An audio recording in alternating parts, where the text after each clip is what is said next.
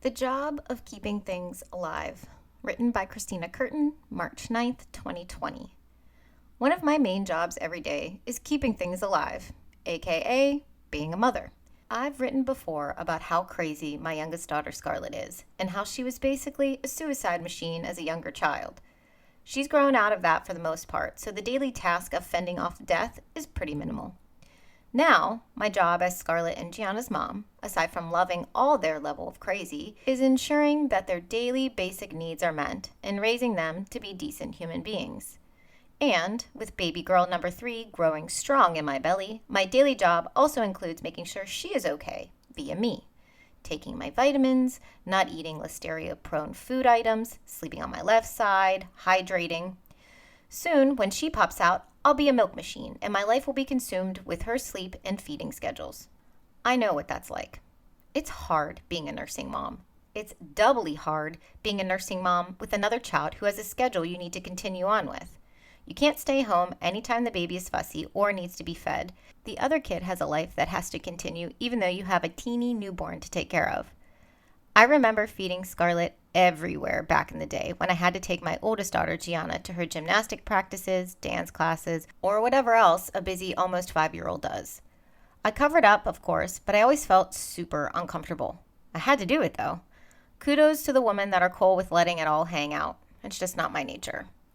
And now, with 2 kids and 2 schedules to keep up with, I am getting a slight bit of anxiety at the thought of adjusting to all of this with a baby. It's going to happen, and we will be fine. I know. It's just the buildup and the waiting of what's to come that is stressing me out a bit. I overthink too much. Always have. Since I am worrying about what life will look like a few short months from now when this baby is born, I am also looking around and analyzing everything else I do on a daily basis and seeing it through the lens of how it will feel when the baby comes. Must keep things alive.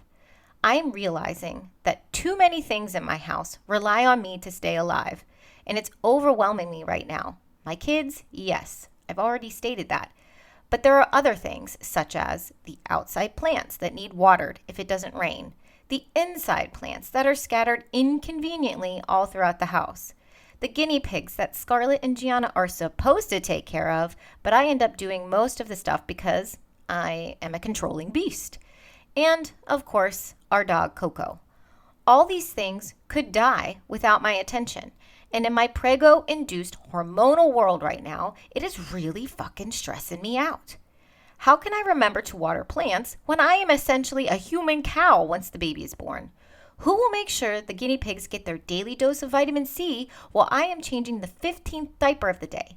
Why am I such a control freak that I can't ask for damn help and just stop trying to do all of this on my own? It's because it's who I am. I've always been, I'm going to do it all person and not ask for help. I do everything. Not because I am a martyr and not because I don't think my husband Vince or the girls aren't capable. I know they are. I need to figure out why. Why am I this way? Why can't I delegate? Since this blog is like my journal sometimes, I'm going to figure this out here. Writing helps me flesh out what the hell is going on in my messed up mind so I can finally deal with it. Okay, blog, why can't I let others help me? Why do I put so much on myself? Well, Chrissy, you don't like to sit and do nothing. That's one thing.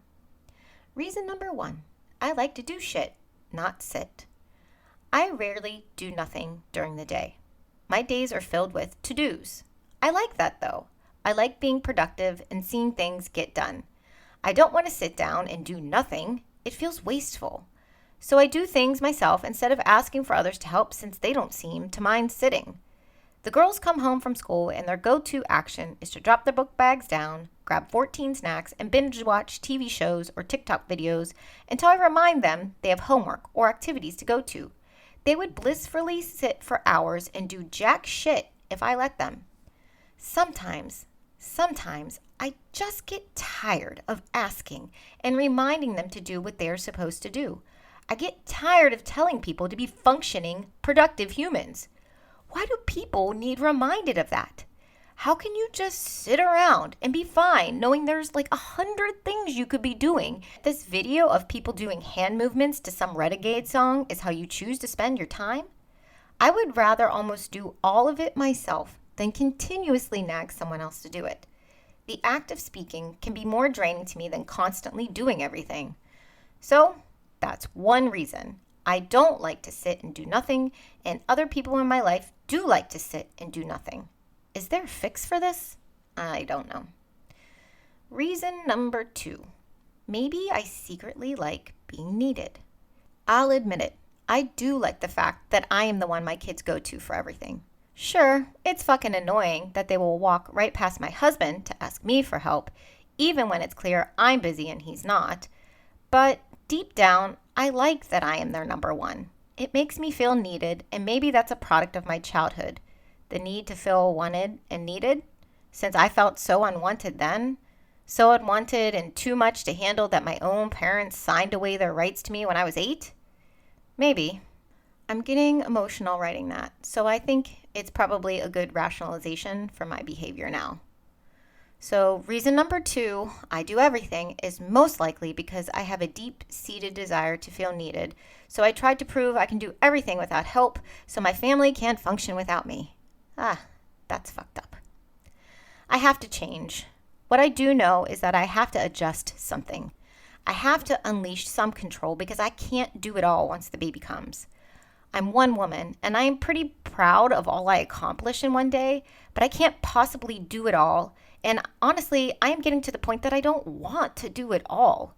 I can ask for help and still be needed. I can release control of some things. So I decided the other night that one thing I am going to let go of is the constant worry of keeping things alive, specifically plants and pets. I'm going to worry about the humans, and for now, everyone else in my house can worry about the other things that require food and water. The stress of worrying about things dying on my watch is pushing too hard on my head right now. So, in typical me fashion, I organized the responsibilities and assigned them out on the girls' reward chart to ensure they remember each day to check on the things that require attention to live. I'm going to monitor them and make sure it gets done while I still care. But I know in the summer, the needs of the newborn will be more important than plant watering schedules or daily hay replenishment for guinea pigs. I'm done with worrying about keeping other things alive. There are other living beings in my house that can do that for me. And in turn, I will make sure that they stay alive. It's the circle of life in the Curtin family, starting now.